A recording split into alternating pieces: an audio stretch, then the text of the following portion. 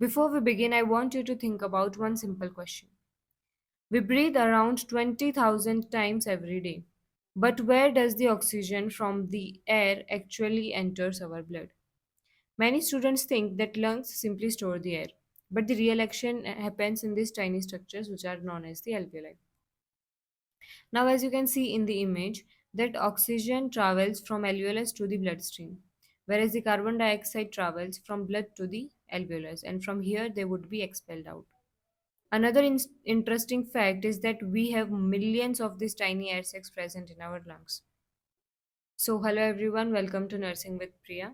By the end of this lecture, you will understand that how these microscopic structures keep every cell in our body alive and why they are called the true site of gas exchange. Before we dive into detail, let's quickly look at the roadmap of our today's lecture. We will start with the bronchioles, then we will move to alveoli. We will also understand about the surfactants, and finally we will discuss the nursing importance of these structures. Now let's understand what bronchioles actually are. As you can see on this slide, the trachea divides into the bronchi, and this bronchi keeps branching into smaller and smaller tubes which are known as the bronchioles. Here these tiny branches inside these lungs are called the bronchioles. Here these tiny branches inside the lungs are called the bronchioles. Now, unlike the bronchi, they do not have any cartilage present in them, which makes them more flexible. Instead, their walls contain smooth muscle, which can widen or narrow the airway as per the body's need of oxygen.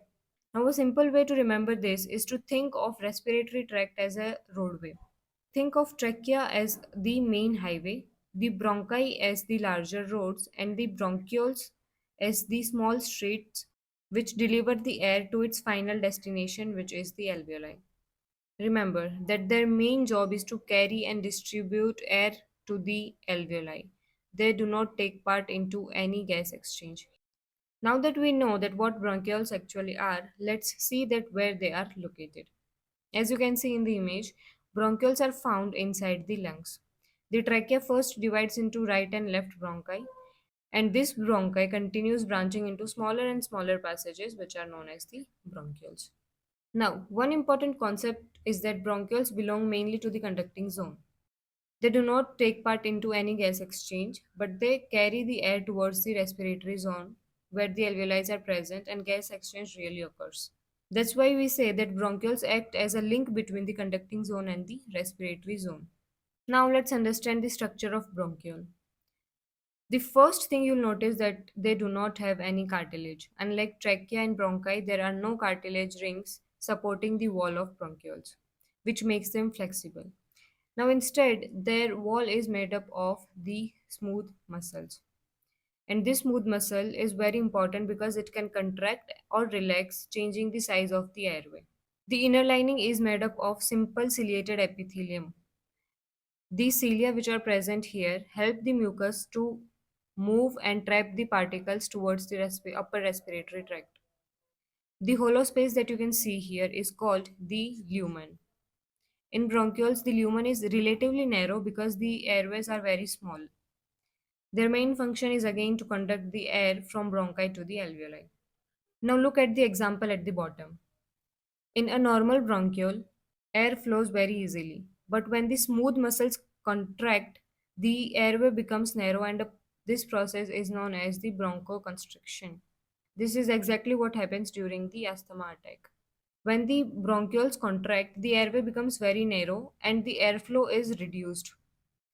Now that we understand what actually bronchioles are, what is their structure, where they are located, so let's see that bronchioles are not all the same. As we move deeper into the lungs, bronchioles gradually change their function from simply carrying the air to actually participating in gas exchange. Bronchioles are divided into two main types based on their structure and function. The first one is terminal bronchiole. This is the last part of conducting zone. It contains no alveoli, so no gas exchange occurs here. Its main job is simply to conduct air and deliver it further into lungs. After the terminal bronchioles comes the respiratory bronchiole, which marks the beginning of the respiratory zone. Here, notice that the alveoli start appearing on this wall. Because alveoli are present here, this is the first place where gas exchange occurs.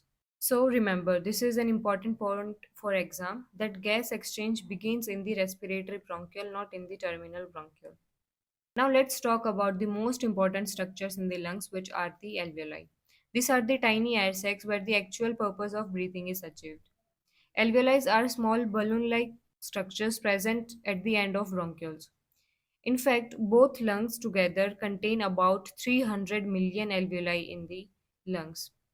To make it easy to remember, alveoli look like a bunch of grapes, where each grape represents an individual alveolus. Notice that the blood vessels or capillaries surrounding the alveoli. This is where the gas exchange occurs. Here, oxygen moves from alveoli into the bloodstream and the carbon dioxide moves from blood into the alveoli. Another point to remember is that gas exchange here happens quickly because the alveolar wall is extremely thin. This creates a very short distance for gases to cross. So every breath that you take is useful because of this tiny alveoli. If this structure is damaged, as in the conditions of emphysema or severe pneumonia, oxygen cannot enter the blood efficiently. So we have learned what actually alveoli are. Now let's zoom into a single alveolus and understand why it is perfectly designed for gas exchange.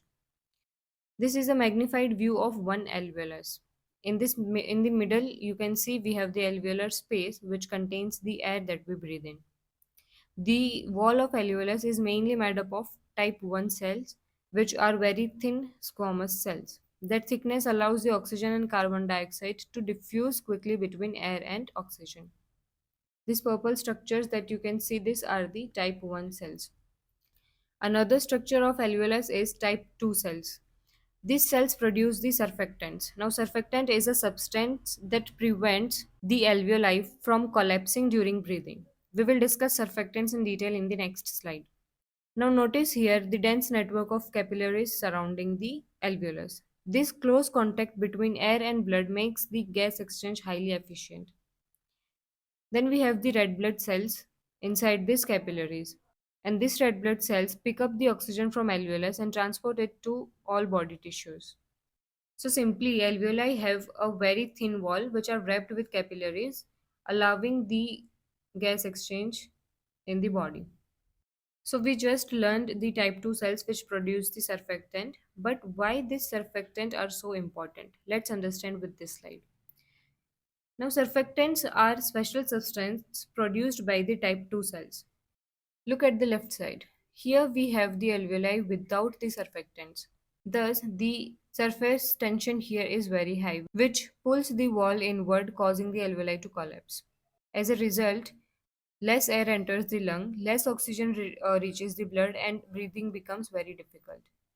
Whereas on the other hand, we have the alveoli with surfactants, where the surface tension is very low, allowing the alveoli to stay open. When alveoli remains open, more air enters, more oxygen reaches the blood, and breathing becomes much easier. So the process is very simple. Type 2 cells produce the surfactants, and the surfactants then spread over the alveolar lining, reducing the surface tension and prevents the alveolar to collapse. Now, this is especially important in newborn babies. If surfactant is insufficient, the baby may develop breathing difficulties because the alveoli cannot remain open properly.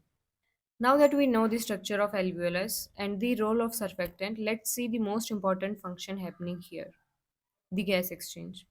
This alveolus is surrounded by a network of capillaries carrying the blood. Gas exchange occurs across the thin alveolar wall by the process called the diffusion. First, the oxygen enters the alveoli when we inhale.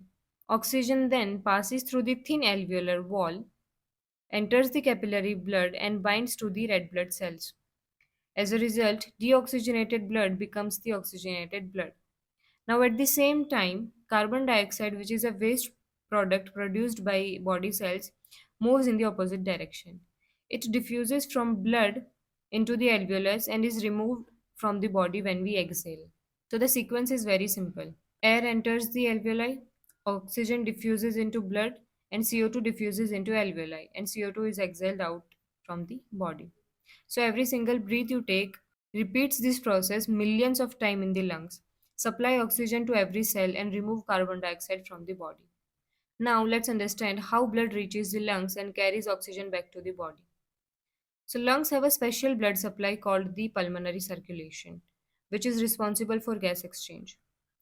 The deoxygenated blood comes from the heart through the pulmonary arteries and reaches the alveolar capillaries. Here, the carbon dioxide leaves the blood and oxygen enters the blood. The blood then becomes oxygenated and returned to the heart through the pulmonary veins. But the lungs themselves also need oxygen and nutrient. This job is done by the bronchial circulation. Here, the bronchial arteries arise from the aorta and supply the bronchi, pleura, and connective tissue of the lungs. So simply, if I ask you that which circulation is responsible for gas exchange, answer would be the pulmonary circulation. And if I ask you which circulation supplies the lung tissues themselves, then the answer would be bronchial circulation. Finally, let's answer the most important question for us nurses. Why should we know about bronchioles and alveoli? First, the nurses must continuously assess respiratory status by checking the breath sounds and respiratory rate. Changes here often gives the earliest sign of respiratory problems.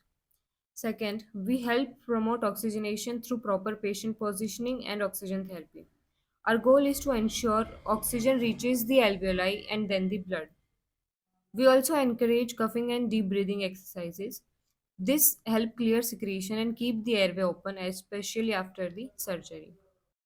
Simple measures such as the adequate hydration and humidification help keeps airway secretions thin and easier to remove. As nurses, infection prevention is essential. So good hygiene and infection control practices help protect lungs from respiratory infections. We must also monitor patients closely and report any changes in breathing, oxygen saturation, or respiratory distress as early as possible. Before we finish today's lecture, let's do a quick revision quiz. Pause the video and answer all three questions in the comment section. Type your answers in the comment section. Let's see how many of you can score a perfect 3 out of 3. So that's all for today. See you in the next lecture.